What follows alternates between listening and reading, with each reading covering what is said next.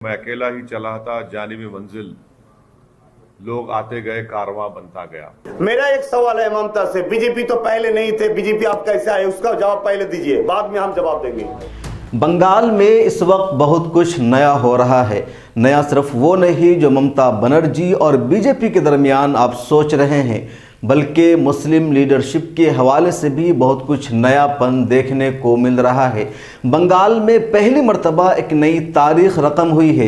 यह ऐसा इतिहास है जिसका असर पूरे हिंदुस्तान की मुस्लिम सियासत पर पड़ेगा।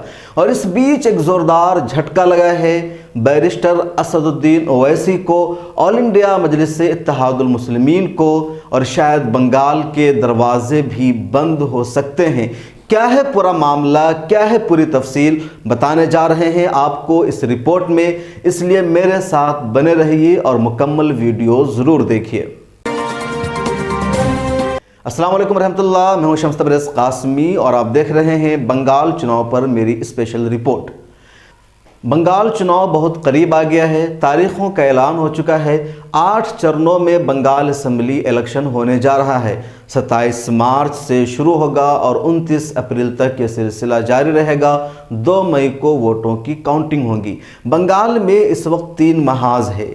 एक तरफ टीएमसी जिसकी क़यादत ममता बनर्जी के हाथों में है, दूसरी तरफ बीजेपी जिसकी क़यादत इस मरतबा अमित शाह के हाथों में है, और तीसरी तरफ कांग्रेस लेफ्ट का अलायंस है। लेकिन एक नई बात जो सामने आई है वो सबसे ज़्यादा अहम है।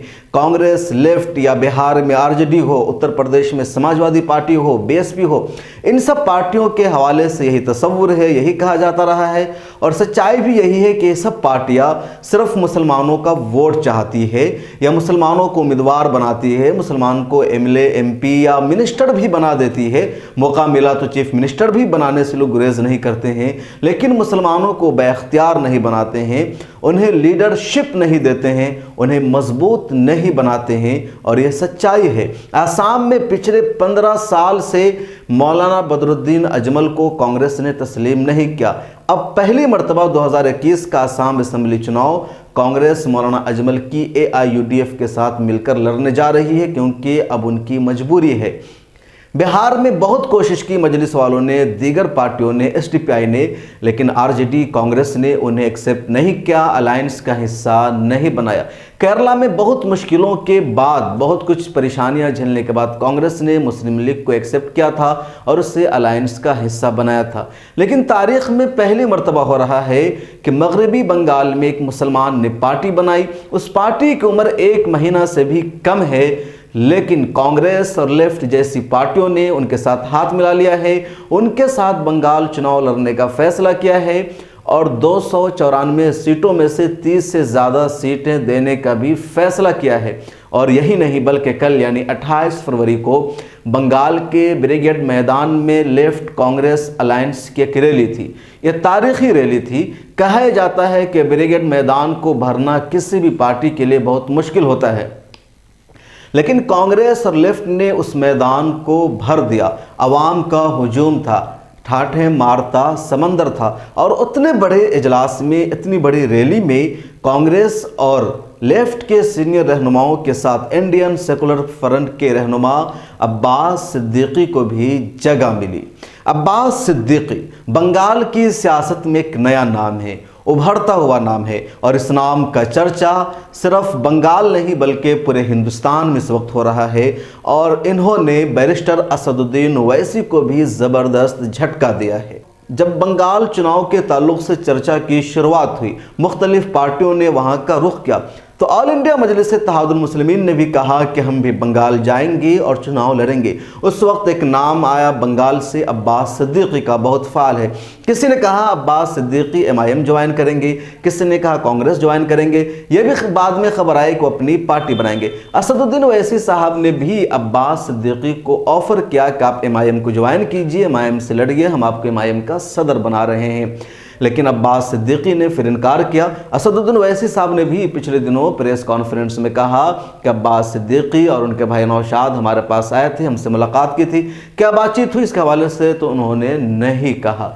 लेकिन अब्बास सिद्दीकी ने फिर एमआईएम से अपना रिश्ता मोड़ लिया और ऐलान किया कि हम अपनी एक अलग पार्टी बनाएंगे, कांग्रेस में नहीं जाएंगे, लेफ्ट में नहीं जाएंगे, MIM में भी नहीं जाएंगे। उन्होंने ये भी कहा कि MIM पर फिरका परस्ती का दाग लगा हुआ है, उस पर इस तरह के इल्ज़ामात है, इसलिए हम अपना एक अलायंस बनाएंगे और सेकुलर पार्टियों के साथ अलायंस करने की कोशिश करेंगे।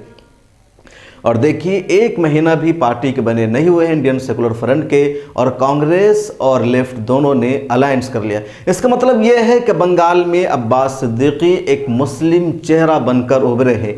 कांग्रेस को यह अंदाज़ा हो गया है कि अगर एक तरफ बीजेपी है, दूसरी तरफ ममता बनर्जी है, और इन दोनों से लड़ना है तो हमें अब्बास सिद्दीकी को साथ लेना होगा। अब तक इंडियन पॉलिटिक्स में ये हो रहा था कि मुस्लिम लीडरशिप वाली पार्टियों को ज़्यादा अहमियत नहीं दी जा रही थी। Congress, left, SP, BSP, RJD इस तरह की पार्टियां समझती थी कि मुसलमान तो हमारे पास हर हाल में आएंगे ही, मुस्लिम वोट बीजेपी के खौफ से हमारे अलावा कहीं और नहीं जा सकता है। लेकिन अब्बास सिद्दीकी को उन्होंने पहली फुर्सत में एक्सेप्ट कर लिया कि अब अगर मुस्लिम वोट चाहिए तो हमें अब्बास सिद्दीकी को साथ लेना होगा। शायद कांग्रेस और लेफ्ट ने बिहार चुनाव से भी सबक लिया है। बिहार विधानसभा चुनाव में ऑल इंडिया मजलिस इत्तेहादुल मुस्लिमीन, जिसकी क़यादत बिहार में अख्तरुल ईमान कर रहे थे, उन्होंने 5 सीटों पर जीत हासिल की।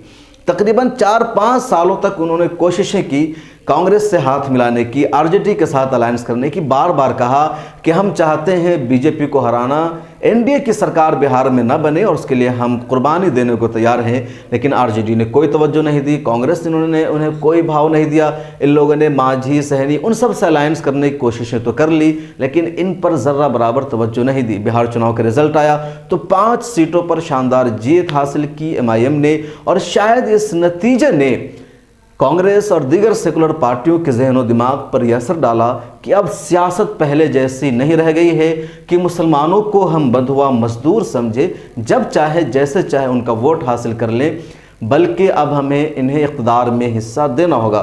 चुनांचे आसाम असम्बली चुनाव के पेश नज़र भी कांग्रेस ने मौलाना अजमल से अलायंस कर लिया है, और अब वहाँ दोनों पार्टियां मिलकर आसाम में चुनाव लड़ेंगी। इसी मुद्दत में आसाम का भी चुनाव है, और यही कुछ अब बंगाल में भी देखने को मिल रहा है।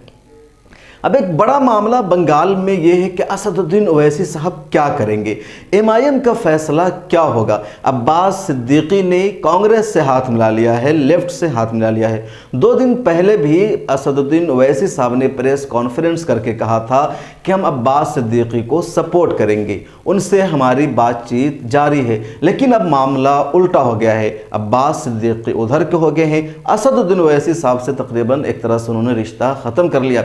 यही वजह है कि कल की जो रैली हुई यानी 28 फरवरी की, वो सबसे ज़्यादा सुर्खियों में है, जहां एक बड़े स्टेज पर अब्बास सिद्दीकी, सीताराम येचुरी, अधीर रंजन चौधरी जो कांग्रेस के लीडर, इन सबके साथ नजर आ रहे हैं। और इसी वजह से असदुद्दीन ओवैसी साहब को आज एक प्रेस कॉन्फ्रेंस करनी पड़ी। प्रेस कॉन्फ्रेंस की आज यानी 1 मार्च को असदुद्दीन ओवैसी साहब ने दारुस्सलाम हैदराबाद में। उनसे सहाफ़ियों ने जब पूछा कि अब्बास सिद्दीकी ने कांग्रेस से हाथ मिला लिया है, आप इससे पहले ये कह रहे थे कि हम अब्बास सिद्दीकी को सपोर्ट करेंगे, अब आपका अगला कदम क्या होगा? बंगाल में आप चुनाव लड़ेंगे, नहीं लड़ेंगे, लड़ेंगे किसके साथ लड़ेंगे, क्या होगा? इस पर असदुद्दीन ओवैसी साहब कुछ जवाब नहीं दे सके, और सिर्फ एक शायर का ये शेर कहकर आगे बढ़ गए और कहा कि बाद में इसका जवाब देंगे कि मैं अकेला ही चला था जानिबे मंजिल, मगर लोग आते गए और कारवां बनता गया। सुनिए असदुद्दीन ओवैसी साहब से जब सहाफ़ियों ने प्रेस कॉन्फ्रेंस में सवाल किया तो उनका जवाब क्या था। एक शायर का शेर है, मैं अकेला ही चला था जानिबे मंजिल, लोग आते गए कारवां बनता गया। इस पे इसका आपके सवाल का इस पर जवाब इतना ही है। और दूसरा यह है कि इस पर एक मौजू वक्त पर मैं इसका जवाब दूंगा। तो अब्बास सिद्दीकी कह लीजिए या कांग्रेस और सेकुलर फ्रंट ने एक बड़ा झटका दिया है असदुद्दीन ओवैसी साहब को। इसके अलावा जो हमें खबरें मिल रही है मगरबी बंगाल से, वो ये कि अब्बास सिद्दीकी और उनके कैडर के लोग ये खबरें फैला रहे हैं कि असदुद्दीन ओवैसी को, MIM को अब बंगाल में नहीं आना चाहिए। क्यों? इसलिए कि जब असदुद्दीन ओवैसी साहब केरला के बारे में और आसाम के बारे में खुलेआम ओपन स्टेज पर ये कह चुके हैं कि हम आसाम इसलिए चुनाव लड़ने नहीं जाएंगे क्योंकि पहले से वहाँ all India United democratic front मौजूद है, जिसकी क़यादत मौलाना बदरुद्दीन अजमल के हाथों में है। हम केरला नहीं जाएंगे चुनाव लड़ने, क्योंकि पहले से वहाँ इंडियन मुस्लिम लीग मौजूद है। तो अब बंगाल में भी उन्हें नहीं आना चाहिए, क्योंकि यहाँ भी इंडियन सेकुलर फ्रंट मौजूद है, जिसकी लीडरशिप मुसलमानों के हाथों में है।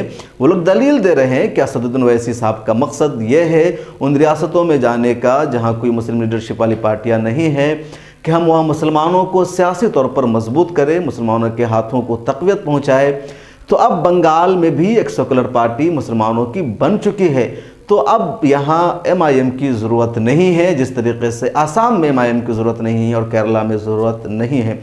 लेकिन मामला बहुत दिलचस्प हो गया है कि फ़ैसला क्या होगा बैरिस्टर असदुद्दीन ओवैसी का।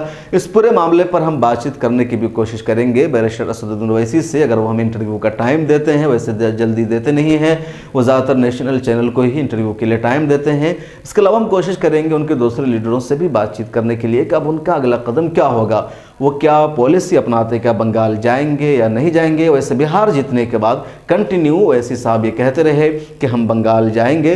हालांकि जो मुस्लिम दानिशवरान है, इंटेलेक्चुअल्स है, उनकी तरफ से इसकी मुखालफत भी हुई और कहा कि बैरिस्टर असदुद्दीन ओवैसी की दानिशमंदी का तकाज़ा यही है कि बंगाल चुनाव लड़ने ना जाए। बिहार चुनाव को लेकर भी उन पर एतराज़ है। ये इल्ज़ाम लगता है कि NDA की सरकार बिहार में इसी वजह से बनी कि 22 सीटों पर उन्होंने अपने नुमाइंदे खड़े किए थे और 5 पर उन्हें जीत मिली थी।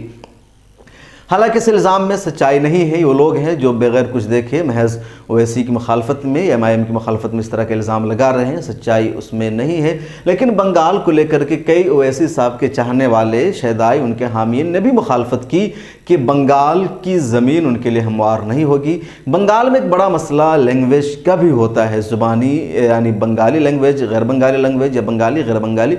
बिहार उत्तर प्रदेश में ऐसा मसला है कि आप कहीं कि भी आकर उर्दू बोल लीजिए, आपको एक्सेप्ट कर लिया जाएगा। यहाँ इलाकायत का ज़्यादा मसला नहीं, लेकिन बंगाल में बहुत ज़्यादा मसला हो जाता है कि अब बंगाली भाषी है या गैर बंगाली भाषी है। अब ऐसे में ओवैसी साहब गैर बंगाली ही माने जाएंगे, तो इस बुनियाद पर भी उनके एक्सेप्टेंस के मौक़े कम है। दूसरी तरफ अब्बास सिद्दीकी पीरज़ादा कहलाते हैं। फुरफुरा शरीफ एक मशहूर खानका है बंगाल के हुगली में, वहाँ से अब्बास सिद्दीकी का ताल्लुक़ है। अब्बास सिद्दीकी के जो वालिद एक बड़े पीर माने जाते हैं, तो भी पीरज़ादा है, सज्जादा नशी है, खानकाही आदमी है। और उन्होंने सियासत में आकर एक नई उड़ान लगानी शुरू कर दी है। अब देखिए बंगाल का रिज़ल्ट क्या आएगा। वैसे बंगाल में अब लड़ाई दिलचस्प हो गई है। पहले सिर्फ TMC और BJP के दरमियान लड़ाई थी, लेकिन अब ये लड़ाई TMC और BJP के अलावा एक सेकुलर फ्रंट के दरमियान भी मौजूद है। बंगाल में विधानसभा की कुल 294 सीटें हैं। अक्सरियत यानी हुकूमत साजी के लिए आपके लिए ज़रूरी है 148 सीटों पर जीतना। इस वक्त ममता बनर्जी के पास तकरीबन 211 सीटें हैं, कांग्रेस के पास 44 सीटें हैं, TMC के पास 28 सीटें हैं और BJP के पास सिर्फ विधानसभा में 3 सीट है। अलबत्ता 2019 की लोकसभा में BJP ने बड़ी जीत हासिल की और 23 लोकसभा की सीटें जीत ली थी। अब इस चुनाव में क्या होगा ये आने वाला वक्त बताएगा। बंगाल हिंदुस्तान का तीसरा सूबा है जहां मुसलमान सबसे ज़्यादा है। पहले नंबर पर जम्मू एंड कश्मीर जहां मुसलमानों की आबादी 68% है। दूसरे नंबर पर आसाम जहां मुसलमानों की आबादी 34% है और तीसरे नंबर पर वेस्ट बंगाल है जहां मुसलमानों की आबादी 28% है। तो बंगाल तीसरा बड़ा सूबा है जहां मुसलमानों की आबादी इतनी ज़्यादा है। ख़ासतौर पर मुर्शिदाबाद, मालदा और 24 परगना वो इलाके हैं जहां मुसलमानों की आबादी तकरीबन 60-70% है और 70 से 80 विधानसभा की सीटें ऐसी है जहां मुस्लिम वोट ही किसी उम्मीदवार की हार और जीत का फैसला करते हैं। बंगाल इलेक्शन पर हमारी कवरेज जारी रहेगी। हम बंगाल का भी दौरा करेंगे, आसाम भी जाएंगे और बताएंगे ग्राउंड ज़ीरो से कि वहाँ क्या हो रहा है, वहाँ की जनता का मूड क्या है। ताज़ा तरीन अपडेट के लिए आप हमारे साथ जुड़े रहिए। अगर आप हमें फेसबुक पर देख रहे हैं तो पेज लाइक करें, यूट्यूब पर देख रहे हैं तो चैनल को सब्सक्राइब करें। इसके अलावा ट्विटर, इंस्टाग्राम और दीगर जगहों पर भी आप हमें फॉलो करें। ताज़ा तरीन खबरों के लिए विज़िट करें हमारी वेबसाइट www.millertimes.com। उर्दू, अंग्रेज़ी, हिंदी दोनों ज़ुबानों में मौजूद है ये न्यूज़ पोर्टल। मिलर टाइम्स को आपकी ज़रूरत है, हमारी आप माली मदद करें। हर महीने सिर्फ 100 रुपये और 1 साल के लिए एक साथ सिर्फ 1000 रुपये।